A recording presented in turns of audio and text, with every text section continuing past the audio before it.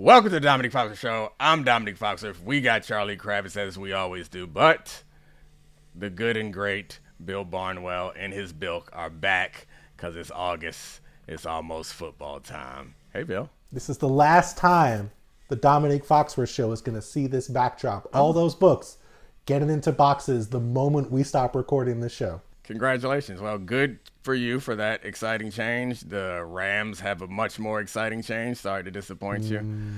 There's somebody in LA. If you're moving west, we go further west to the Rams. Aaron Donald, the thing that we expected is the thing that we expected. And I assume he's going to be great and they're going to be great. We don't even know if he's okay. To be transparent with the audience, we're taping this on Thursday, August 6th. You're going to be hearing this on Monday, August 10th. What has happened is he showed up to camp to do a workout, but he wanted to wear pads and a helmet, and they had to officially report that to the NFL as a tryout. It seems increasingly likely that Aaron Donald will be back in the Rams by the time you're listening to this, but maybe not. All right. He could tease us a little bit longer. The first time I saw, it was a month ago when he had pads and a helmet on and was doing drills out in the field by himself. I knew it was over. So it's not over yet, but the man's showing up. You don't put that on unless you the audience should know. The audience should know he's not signed yet. We have to tape this early because you're going to summer on the vineyard. Like, let's be clear about this. I'm not summering on the vineyard. It was an impromptu summering. It was impromptu, and I'm looking forward to it because the family likes it, but I never quite feel like I belong because it's like... You're going to be wearing some crocheted nautical stripes, eating fried clams, having a lobster, sitting on like sitting on the edge of the rocks in Menemsha and saying, classic vineyard gallivanting is going to be going on. All of that sounds great. I went for the first time last year, and this is the weekend or the week at the end of the summer when all the black people go there, and I would have thought that I feel really comfortable, but I don't. Like, it's a lot of fancy people, and our complexion is not enough to bring us together. I just feel like I don't belong there, but whatever. Anyway, let's talk about Aaron Donald. This thing seems inevitable. They have Myles Garrett now. They have Byron Young.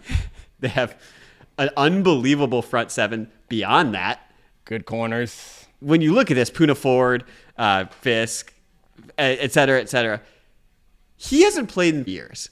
But in my mind's eye, I look at Aaron Donald potentially joining this incredibly loaded team, and I'm thinking, this guy could still be the best three technique in the NFL, like this year. And what that adds to it, I don't want to be hyperbolic, but could they be one of the best, like most talented defensive lines of all time, like immediately with Aaron Donald coming after 3 years of a layoff of playing professional football?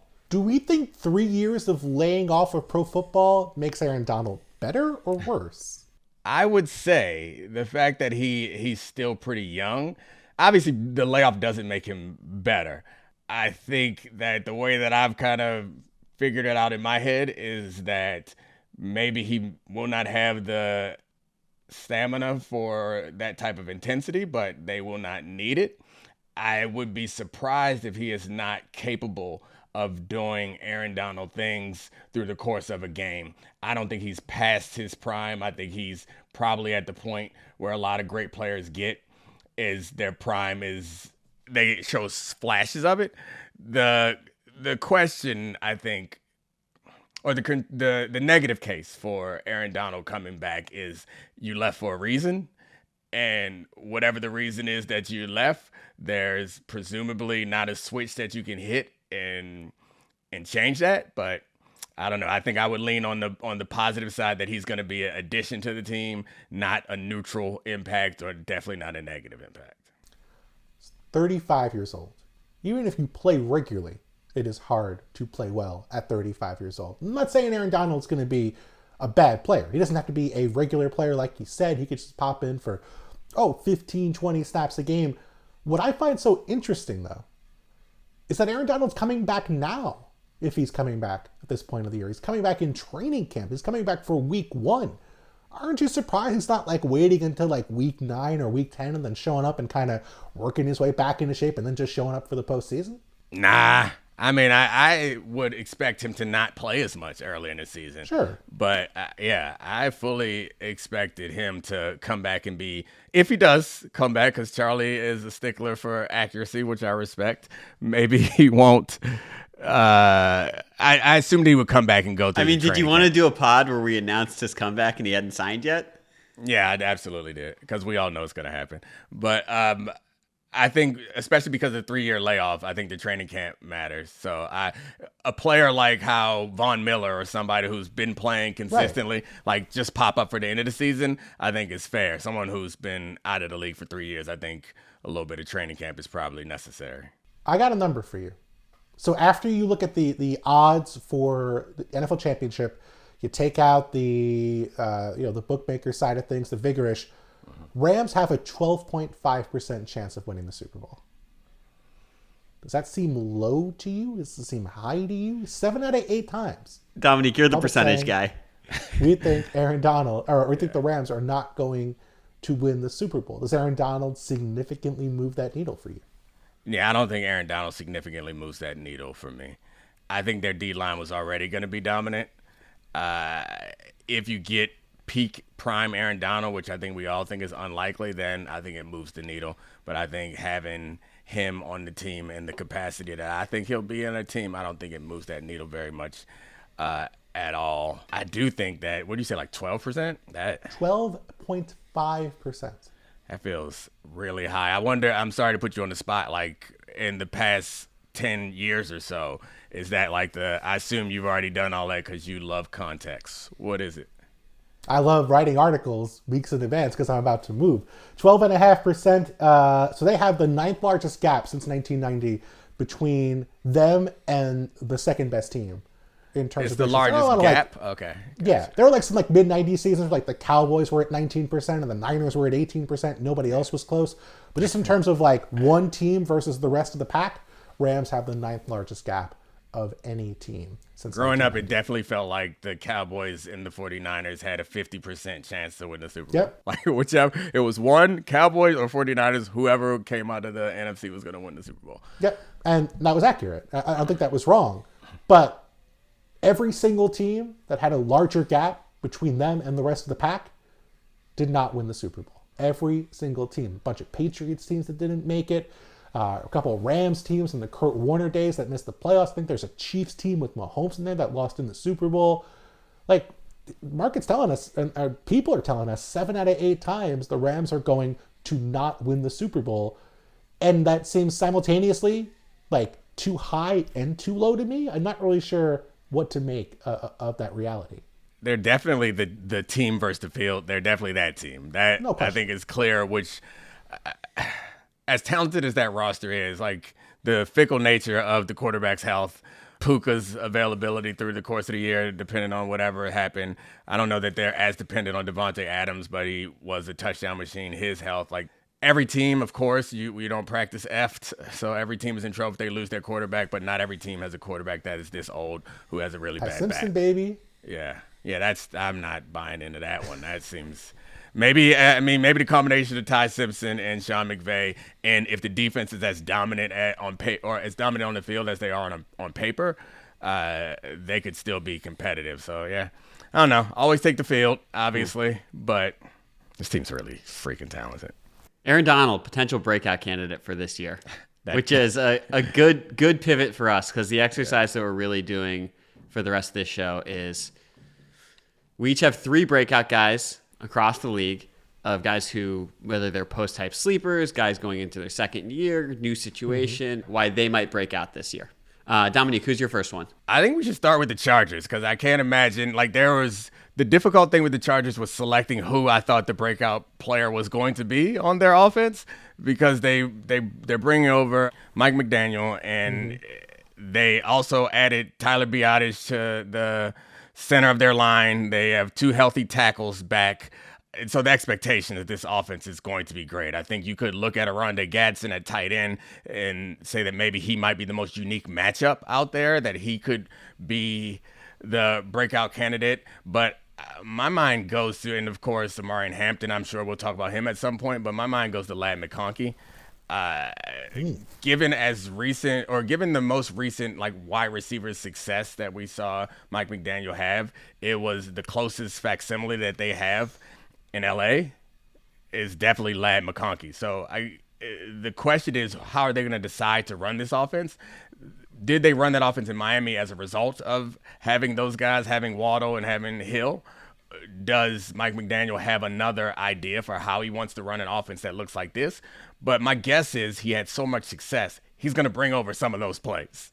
And Ladd McConkey's going to be the one running those deep ends and deep overs and deep crosses and making the big plays. And also, he's elusive in the slot and with the ball in his hand. I feel like if you're looking at this like list of weapons that you can do interesting things with, I think Ladd McConkey is a guy that I think breaks. And he had a great rookie season and for whatever reason fell off a bit, or at least his production fell off.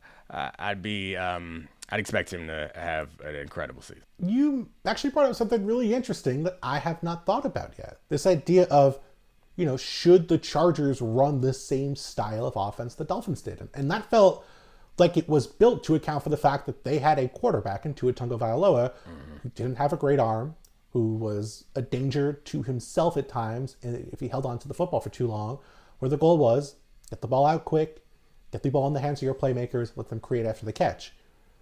Justin Herbert can be a danger to himself, can be a danger to anybody who predicts he's going to be great in any given season, but has an incredible arm, has a world-class arm, can throw any kind of possible throw you want to make, whether it be something deep, whether it be deep outs, throws to the sideline.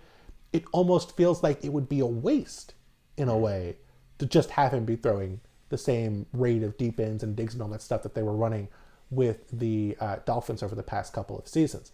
I sort of go in the opposite direction, and it's not because I don't think Ladd McConkey is talented. Everything you said is correct, but it's almost like you have so many mouths to feed here that I sort of wonder if we get in a situation where, well, Omarion Hampton's a great player, but he only gets 220 touches or 220 carries because they want to give Keaton Mitchell carries. They want to give Kamani Vidal carries. Ladd's a great player, but they want to give Oronde Gadsden touches, Quentin Johnson touches. And you end up in a situation where like nobody gets a crazy high target share or gets a crazy high share of the carries just because they have so many different people they want to give the football to.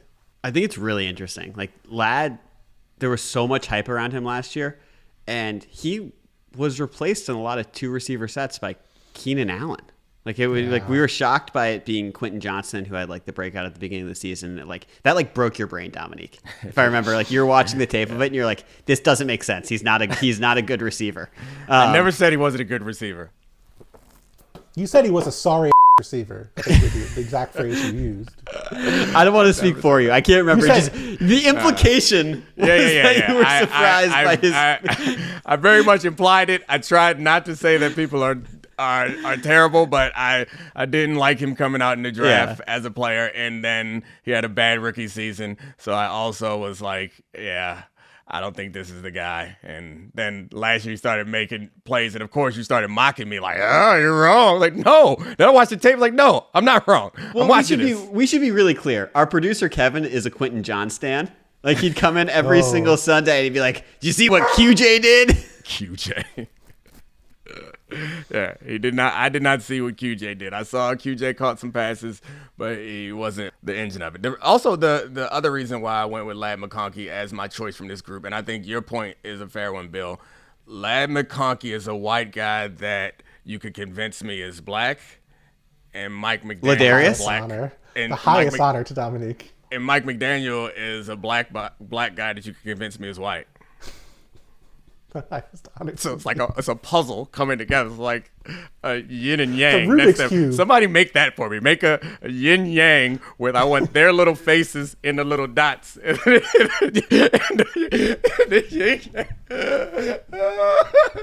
I'm happy. I got Bill. I broke Bill. The thing is, I could hear it coming together in your mind as you were doing the thing. It was so beautiful to see you just getting so happy with yourself for thinking of it. It just hit me at this moment as I was thinking about them. I was like, they're so similar yet so different. It's like a great artist just staring at the easel and then, the light bulb flashes and suddenly, it was so good. Oh man! So you don't think any of them would be breakouts, Charlie? Of those Chargers that we were talking about, would you go with Omarion Hampton, or because like that's the big thing about Mike McDaniel, right? Is like he can manufacture a running game even with a bad line, and this line seems like it's going to be pretty good. My mind instantly went to the Chargers on breakout people Yeah. too, because it's just like the gap in physical ability between Tua Tagovailoa and Justin Herbert might be like the biggest gap in ability for a coach like McDaniel to like get a new toy possible. Like I actually don't know if they're two people on the further arm strength spectrum. Anthony Richardson and Phillip Rivers, maybe? Sure. And so it's like my mind goes crazy. But like, this is a very different football team than the Dolphins. Like this is a power football team. And like these are explosive guys. And Omarion Hampton, he broke tackles at a similar rate to what he did at Carolina. And like there were some clunky things last year where he didn't look quite as smooth or as explosive going through the holes as he wasn't like maybe reading their blocks as well. But like both those tackles back, and like for me, I would lean on Hampton just because like there's a world, and if this is fantasy brain of this, where we just look up and he has like 1,500 yards. He's done it on 5.6 yards per carry with like 13 touchdowns at the end of the year. And you're like, on a per play basis, this is like the most explosive back in the league, because like Mike McDaniel built running games with Jeff Wilson. Like we were like, Jeff Wilson, RB1 this week in fantasy. He's going to cook. I think he's going to be able to figure it out with Hampton. I did think about trolling and being like, this is the Justin Herbert breakout that we've all been waiting for. Like that really crossed my mind, but he's been too good to ruin the exercise on the front end. So you're both picking Chargers to start this exercise. Well, I mean, we're just having a conversation. Relax. You think that's going to come back to haunt us or something? We're buying into the Chargers hype? Has this show changed over the summer? Do we not say things with our chest on this show anymore? I said it with my chest. I Charlie? picked my man Ladd. I'm a coward, man. You say like, are we really doing the Chargers thing? And like my answer is like, yeah, we're doing the Chargers thing. Yeah, it's August. Of course we're doing the Chargers thing. Yeah, but like my thing was mocking people doing the Chargers thing. You learn, you live and you learn, Charlie. The hype consumes you like it consumes all the Chargers. Ladd McConkey, by the way, is already hurt.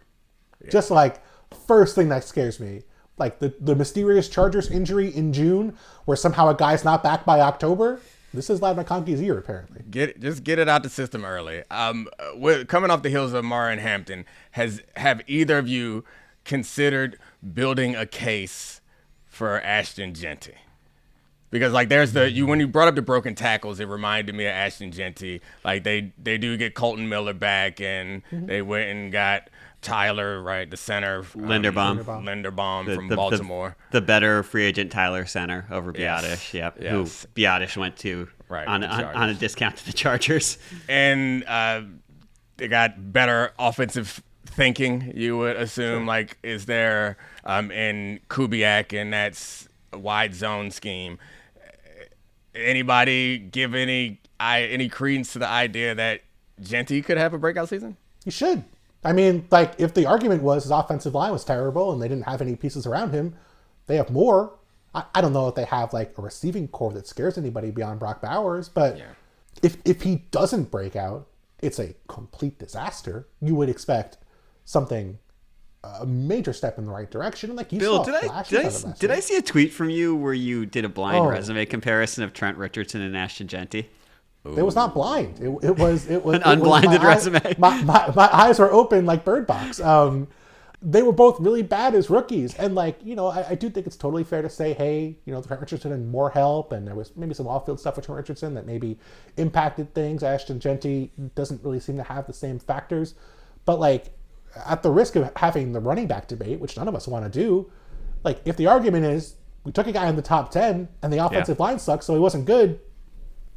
Kind of seems like maybe you should have taken an offensive lineman, guys. So I'm hoping he plays well. I think he can catch the football, and that helps a lot. I do think he's going to be more confident as the year goes along. But we weren't sitting here last year saying Ashton Jeanty is going to be a disaster because there's no help. We thought he had Chip Kelly, who did a great job building a run game at Ohio State. He had a quarterback in Geno Smith who was competent. He had a better group of receivers last year than he does this year in terms of the players around him at receivers. So I think if anything, we could be sitting here next year saying We don't know because it just hasn't done anything to help with. The line hasn't been good enough even after adding Linderbaum. So if you don't want any Chargers, you don't want Ashton Jeanty, who's your first choice on There's the a breakout? whole other, we don't have to live in the AFC West, guys. There's a whole other space we can go to. I am going to name another white receiver. Ooh. We're going to Indianapolis. We're going to Tyler Warren, who to me was in the middle of a breakout season as a rookie.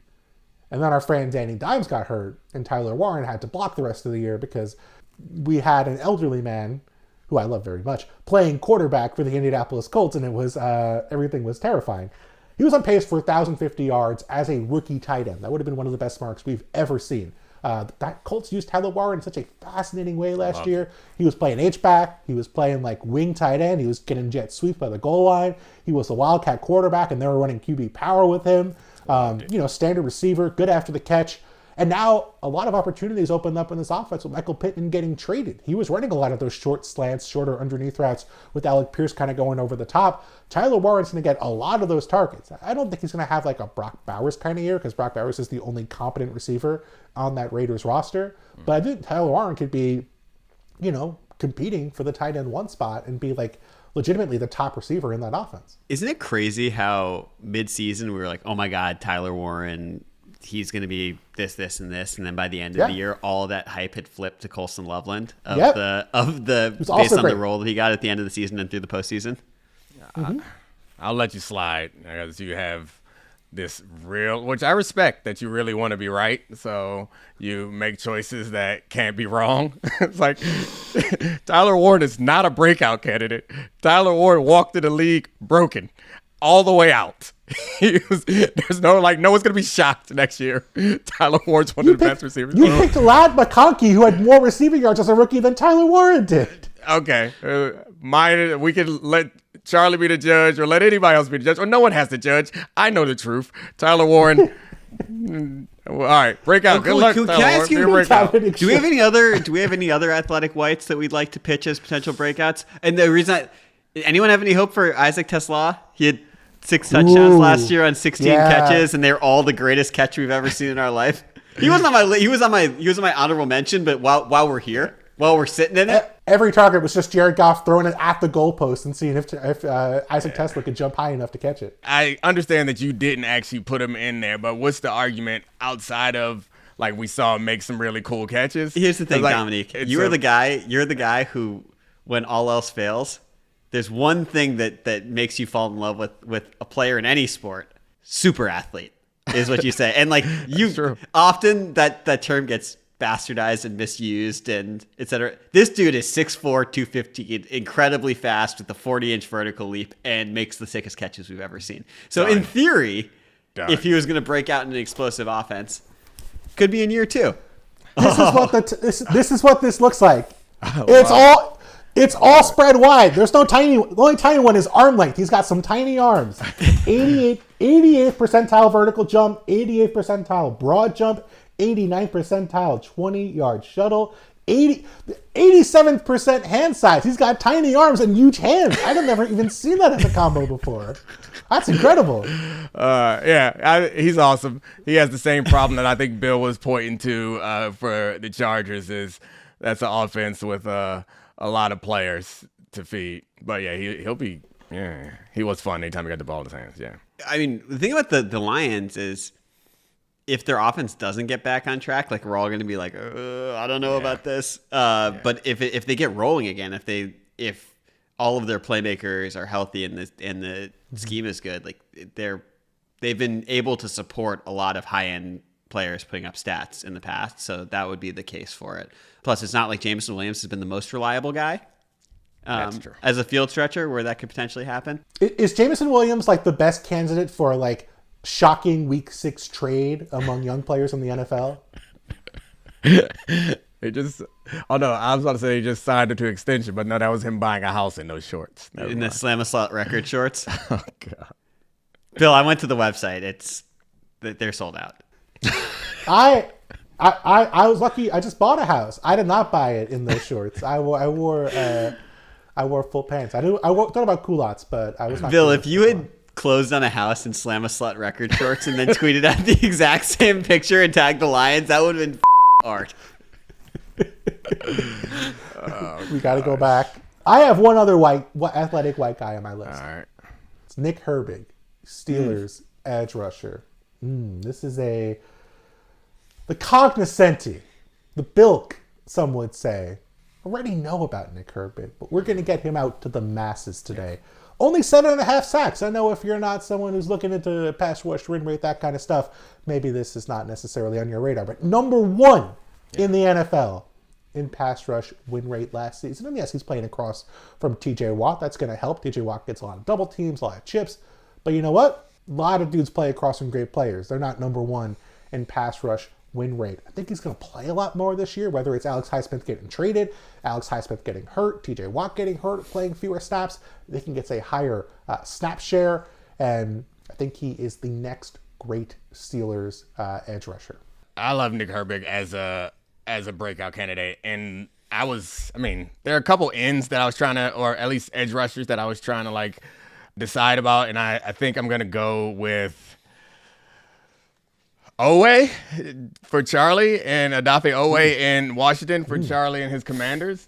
The idea behind that is that they've taken on this new scheme that is derivative of the Vikings, where the edge rushers and Ginkle and Grenard were important parts of that, their ability to both cover and rush. And they got Kason on the other side, who's probably a better coverage guy than he is a rusher, in the way that Oweh is a much better pass rusher. But to go back to pass rush win rate, he had a better pass rush win rate against single teams and double teams than your buddy Hutch, which I think a similar thing as Nick Herbig is that he didn't play a ton of snaps. Like, that's the difference in his production. Like, he would have produced a lot more if he played more snaps. So the assumption is, in this system where they're going to run pass rush schemes and blitzes and sims and things to get him matchups that he needs, and he has a higher pass rush win rate, he'll produce a lot more in that scheme. They have incredible athletes on that field, and adding Sonny Styles to that, I think he'll be in a situation where he could potentially have a big season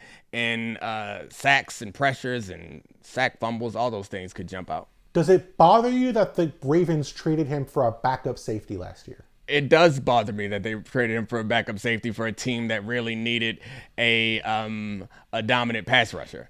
Does it bother you, Bill, that you were criticized for picking a breakout of Tyler Warren, and he's chosen Ladd McConkey and Odafe Oweh, who just signed for $100 million as an edge rusher after? I wasn't going to dwell on it. I wanted to move the show forward. I didn't want to, just kind of keep hitting Domonique caught up in the money. But you have Patrick Mahomes as your third guy, Domonique, or what? No, I actually don't think he's going to have a great season, so there. I still think that my breakouts are more breakouts than your breakouts. Well, I have a breakout of one that this is someone who's like really tantalized me for the last couple of years. It's DeMarvion Overshown from Dallas. Okay. That's a legitimate breakout. I don't agree, but I respect that breakout. Let me make the case. In 2024, before his devastating knee injury, he was one of the more athletic linebackers in recent memory as sideline to sideline off-ball linebacker. He comes back, he plays 6 games last year, and is shockingly pretty good off of that devastating knee injury. The Cowboys' defense was an atrocity for most of last season. Like, truly, it was really, really bad. And as a Commanders fan, I feel like I know bad defense. And they should be considerably better with the 6 players they basically acquired from the Micah Parsons trade. Better in the middle with Quentin Williams and Kenny Clark. Caleb Downs should potentially keep them more organized. I know that's a huge thing to ask from a rookie, but Overshown's playing for a contract. When he's on the field, he's a massive impact player, and he's also one of those guys where the analytics say, even like last year, he had like a really high PFF grade coming off that injury, and then the eye test of it, some of the plays he make. I still think about his play from 2024, like the Thanksgiving one, where he blew up the Giants running back, tipped the screen pass and intercepted it. Do you remember this play, Bill? And then took it for a pick 6. Like, those are plays that are like incredibly rare for a linebacker to physically do. And I'm willing to bet on it being a contract year that he's going to have his healthiest and best season. Is it weird that like every Cowboys linebacker suffers like dramatic injuries? Leighton Vander Esch, Jalen Smith, I was going to say Jalen Brown, different player. Go back to Sean Lee was hurt every year. It just feels like Cowboys are just constantly dealing with these linebackers who are just really struggling to stay healthy. But he's a really good player. And playing in front of Quinn, or playing behind Quinn Williams and Kenny Clark, is going to make your life a lot easier. Mm-hmm. That front four could actually be pretty good this year. And so I do think he's going to get a lot of like free pass to the runner. I think he's a solid tackler. I think there's a potential to be like a really good player. I just don't know if he's going to get the attention, because I think if the Cowboys defense improves dramatically, it's going to be because of Caleb Downs. I think Caleb Downs is going to get the credit as the breakout guy. I'm guessing Domonique has highlighted. Is it weird that when you said Cowboys linebackers dealing with a lot of injuries, the first one I thought of was Dat Win? Is that weird? I don't know. I don't know why I thought that. But the injury, the linebacker injury history goes back to him. I think he had like nerve damage or something, but it goes back a long way. I think the thing about Overshown versus Caleb Downs is Overshown's plays are going to be louder.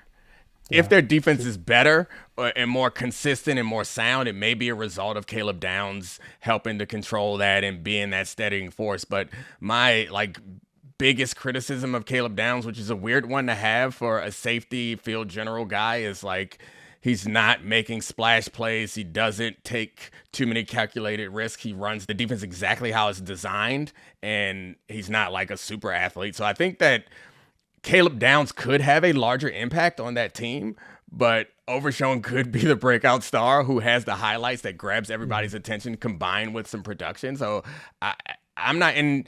It's hard to make a first round draft pick rookie a breakout guy. Like, the expectations are high for a player like that. You might find a way. I mean, maybe he'll start to make those splash plays, and he'll Bill.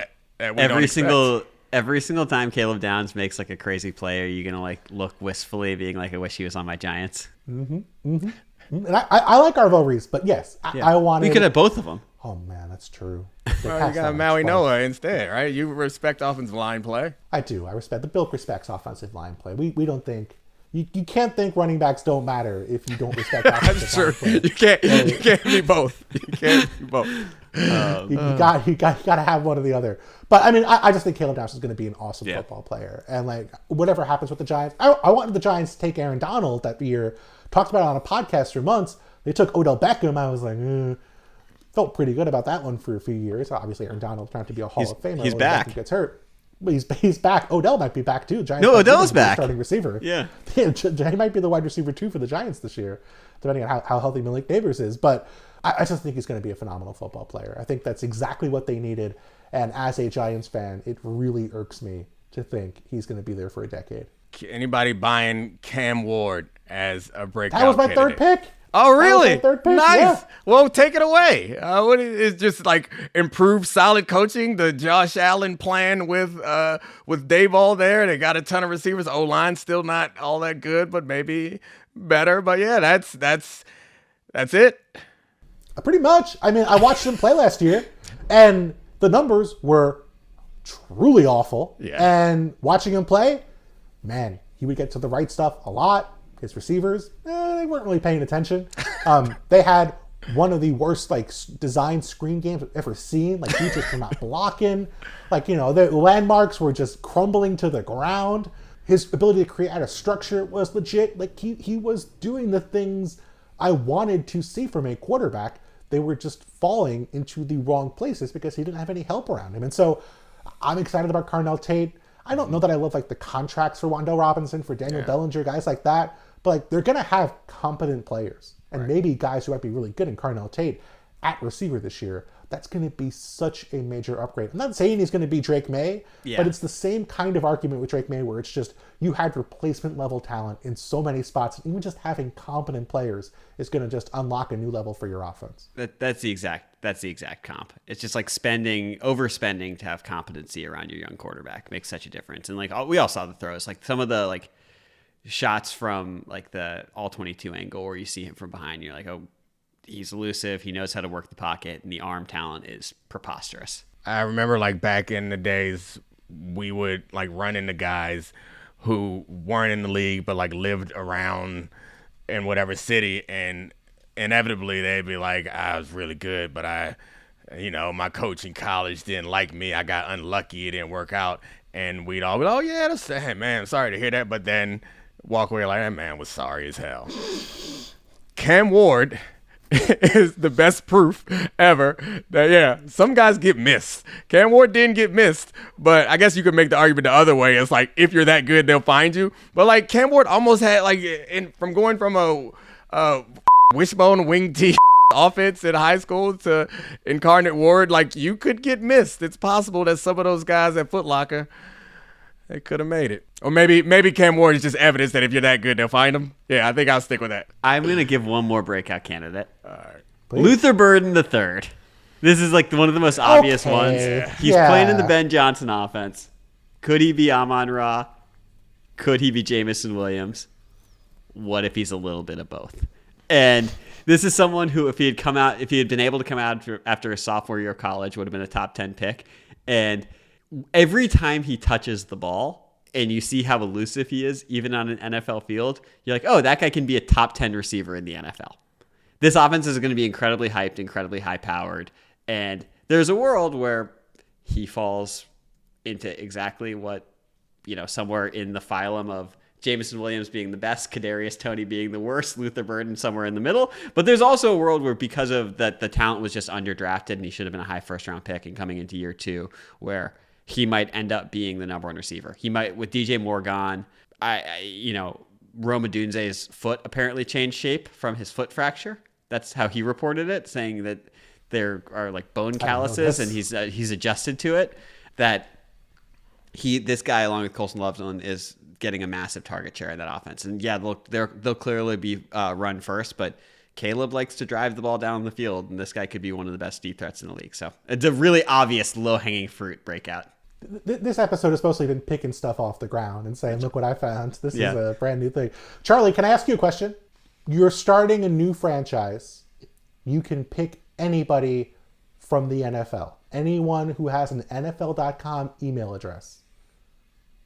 I assume players have NFL.com email addresses. Nope. Do they? They must. No, They have to have okay. their team email. Did you get like Ravens.com when you were with theRavens? No. Okay. That's not how football players communicate. We Dude, don't send a lot of emails. Hold on. There's What not a percentage? There's What not a lot. percentage Hold of on, NFL? Charlie. Hold on. There's not a lot of calendar invites coming through my Outlook when I'm in the secondary. It's just not how we do. What's the percentage of NFL players do you think that don't own a laptop? Oh no, they all own a laptop. Oh well, no, maybe they don't. No, I guess just that's a like tablet to watch. Yeah, tape. that's right. Yeah. You're right. Yeah. Surface only. I feel like laptops are dead. Like they're probably all phones and tablets now. Yeah, I think that's probably fair. But I'm saying any player, any coach, any executive. How many players are you taking off the board before you're picking Ben Johnson to be the pick of your franchise? Like, are you taking 20 players off the board and then you're going Ben Johnson 21st? Are you taking him from a bunch of quarterbacks? Oh, you asked Charlie. I'll let Charlie respond then, since you asked him. So I thought you would be upset by this question and you would say that coaches don't count. I would pick 100 players because you're a player. No. I wouldn't say that, but Charlie, go ahead. I'll be upset by this question for another reason. I'll explain my frustration after Charlie answers. So, I mean, I think that it's a really interesting question. This obviously goes back to the ESPN report of, would you take Brad Stevens or Giannis to start your franchise with, which actually aged in a really interesting way. Might have flipped again with the Jaylen Brown trade. But football, I mean, the players don't have the same career length as basketball. So it's like a slightly more interesting thing of like if you get 2 decades of Sean McVay or Ben Johnson or whatever. I think I would still take McVay first, and I think that Ben Johnson. I'm not first amongst anyone. I'm talking about coaches. I'm just within like the coach ranking. I think I'd still take McVay first, and then that Ben Johnson, Mike McDonald, even Kyle Shanahan type of thing. Like that group is like sort of together. But if I'm going to take a non-player, period, the first guy I'm taking is Howie Roseman. Of the non-players, I'm letting the GM, like, he's like, all right, whatever. I'll have a figurehead coach. We don't really know what he does here at Sirianni. I'll replace the coordinators year after year, but I will continue to get more talent than humanly possible and find guys in the 7th round of the draft who have never played football before, but are the freakiest athletes we've ever seen for long-term success. If I was going to pick a non-player, that's where I'd go. But I think, honestly, like, you have to take the top quarterbacks, like no question. The big 5 quarterbacks plus Drake May and Caleb Williams. So, but are you taking him 12th? I think maybe 12th, 15th. 12th? I don't know. 15th, 20th? On the spot, like I need to list. Yeah, where would you take him? That was my criticism of you, Bill. Is it sounds like you were batting around an interesting take, and rather than making a take, you were like, "Let me frame it as a question." Put Charlie on the spot. Say with chest. What'd you try to say? Ben Johnson is that This impressive? ain't the Bill Barnwell show. I'm trying to let other people give their answers because I'm trying to be a good contributor to the show. You know how I'm you can not contribute. trying to avoid You don't. No. this question. You don't get And to in quarterback fact- this show. You don't in get to fact, quarterback. I'm leaving. I You throw all you can the answer this ball. question. You take the ball and you run with it. Everybody asks you to design plays, man. Bill, you got to realize how this show works. You got to give an opinion, and then Domonique will ponder on it and then find a way to disagree with you and then bonk you on the head and tell you why that opinion's not right. That's how we do things over here. Did you guys see that Akron's having a thing where if you win a raffle, you can call the first drive of place as their offensive coordinator? Honestly, I think I'd be pretty good at that. Here we go. It doesn't one drive's not. We're running all nines on the first play. Let's be clear. So I tried to come in and team up with Charlie and gang up on Bill, and somehow Charlie was like, nope, let's gang up on Domonique instead. So Domonique, where would Ben Johnson be in your rankings then? 100. I take 100 players first. I think I'm somewhere between you two. I think I would say probably in the 40, 50 range. I just think you're probably right. I was Johnson's- just put on the spot. Ben Johnson's been a coach for now. 1 year. I think he's really good, but like, think about how many coaches He's we coached thought for were 1 year, great and after 1 year. and that defense was historically great at creating turnovers. Yes. And they won a ton of close games. The question for Ben Johnson is the same question I have for all offensive geniuses is, can you solve the next problem? And he's been a head coach for 1 year, so we haven't really seen the next problem yet. That's what separates McVay and Shanahan and those sorts of guys. And I think Ben Johnson is absolutely on that path. I think it's hugely valuable to have an offensive coach who can continue to adapt and solve more and more problems. Ben Johnson has to show that he can do that, but he seems like he's on the right path. Oh, I'm so stupid. I should have just asked the question this way. This is so much better. Charlie, you're starting a franchise, and you can pick between Caleb Williams and Ben Johnson Caleb for Williams. the next decade. You're picking Caleb Williams. Yep. Okay. Yep. I like them. I'd prefer them together. We're splitting them up. Bill, I don't know if you saw this, but Caleb Williams ran 30 yards backwards and then off his back foot through the ball to the back of the end zone with the game on the line to almost beat the Rams. Oh, love a good almost beat. Almost beat in a game where, by the way, he threw 3 interceptions. It's Turned the ball over perfect. 3 It's times. perfect. They spent the offseason being like, I don't know, man. Drake May in the playoffs wasn't that great. Did you see CJ Stroud? And with Caleb, because of that throw, and because DJ Moore might have loafed on the crossing route, I'm like, no, he's good. He's fine. Future of the position. It's truly incredible. It's the ultimate example of whatever you want to see. It's the Rorschach test of quarterbacks. Whatever you wanted to see in Caleb Williams, you got it in that game. If you think he sucks, man, 3 interceptions in a playoff game, dumb mistakes, sloppy with the football. And if you think Caleb Williams is the next coming, man, that play, you blame DJ Moore for the interception. That's right. It is. You could do truly anything with that game tape. It is incredible. I got one more if you guys don't have any. No, Go for it. Will Likely? Does this count? Because I feel like I got in trouble for calling out guys who got contracts. Guys who got contracts, you made fun of me for picking them for thinking that they could take a step up. I'm not going to make fun of you that you picked a player who got a contract, but you called him Will Likely, who was a quarterback. Oh, that's a quarterback at Maryland. Yes, From Maryland. that's right. And not I was the really Giants confused. tight end. Isaiah Likely. Yeah, my That's bad. amazing. Leaving the show. I Googled it, and I was like, man, it's like a Same. cool nickname for Yeah, Isaiah my Likely. bad. Yeah, I was no. And I saw such a- quarterback at Maryland. I was like, oh, baby, here we go. I was like, deep cut. I was like, this is going to be some cornerback. And I was like, breakout for the Memphis Showboats? I don't know. Yeah, man. No, there's no defense. I messed up the name. You got to just say CT. Yeah, I know. I used to say that when I thought it was not happening, so it was funny. Now it feels like it's actually happening. So it's less funny to me now. When I thought our recording started at 1 and it started at 12, I really believe that. I really believed it. You know what, Charlie? Domonique is on Vineyard time right now. It's the East Coast, the same time. Body in D.C., brain, he's in the Vineyard. Oh, gosh. What's your vineyard drink? What's your vineyard drink of choice? You can have like rosé at the dock. No, I don't have a drink of choice. Like, I'm not. You've been out with me. I'm not fancy. You get old fashioned, straight bourbon, one or the other, some tequila. That's it. Sorry, I let you down. You set me up right there to have a snappy response, and I ain't had for you. I'm sorry. Anyway, I don't want to talk about Isaiah Likely anymore because I'm mad. He's good. He's fast. He's an athlete. He might be the best healthy receiver that they have. He's the tight end. Blah blah blah. I feel bad because it's the first pick where I've respected him. Like, that's a good pick. He is not broken out, and yet we still had to trash it because you called him a Maryland cornerback I had never heard of before. Bill, also you got to realize he had to sneak in a former Raven at some point where it's like, oh, the hype machine still carries over. We will overhype this player. Didn't I already sneak in a former Raven? Get your together, man. You got CTE too. Maybe. I'm just dumb. It's my second former Raven, to be clear. All right, I don't like the way this is shaping up, getting ganged up on again. Thank you, Bill, for joining us. Thank you, Charlie. Thanks to the great producers, Kevin O'Brien, Brian Madigan, Megan McHale, and Ryan Cortez. We out. This is the Domonique Foxworth Show.